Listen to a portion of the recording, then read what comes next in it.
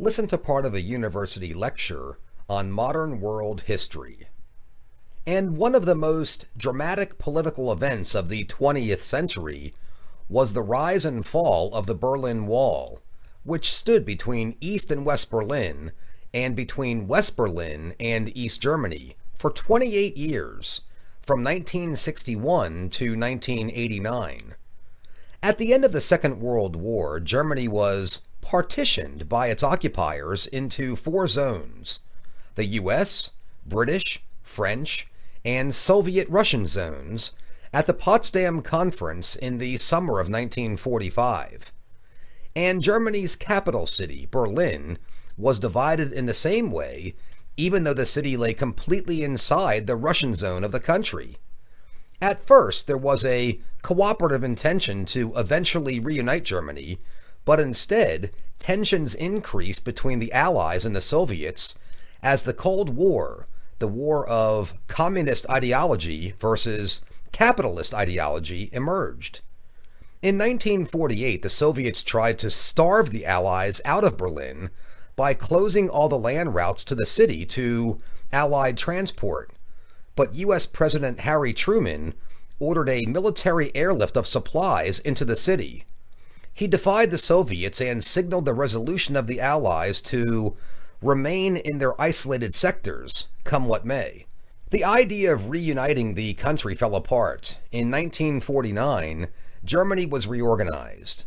The three Western powers combined their zones and formed the Federal Republic of Germany, or West Germany, and immediately after this, the Soviets formed the German Democratic Republic, or East Germany, from their zone.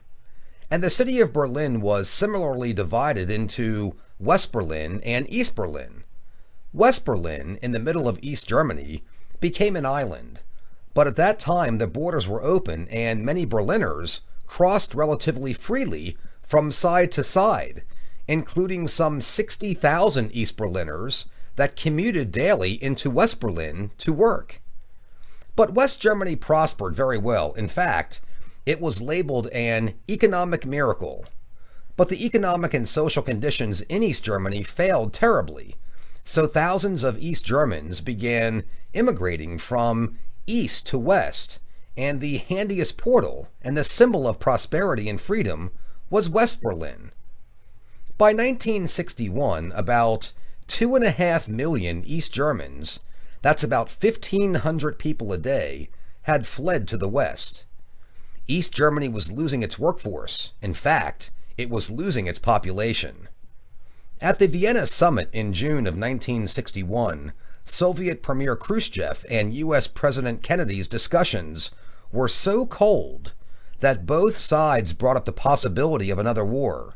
And this danger of war explains the low-key reaction of the Allies on August 13, 1961, when East German tanks and soldiers suddenly moved up to the boundary with West Berlin and began tearing up the streets, cutting communications, and constructing a 112-kilometer wall around the Allied sector of the city.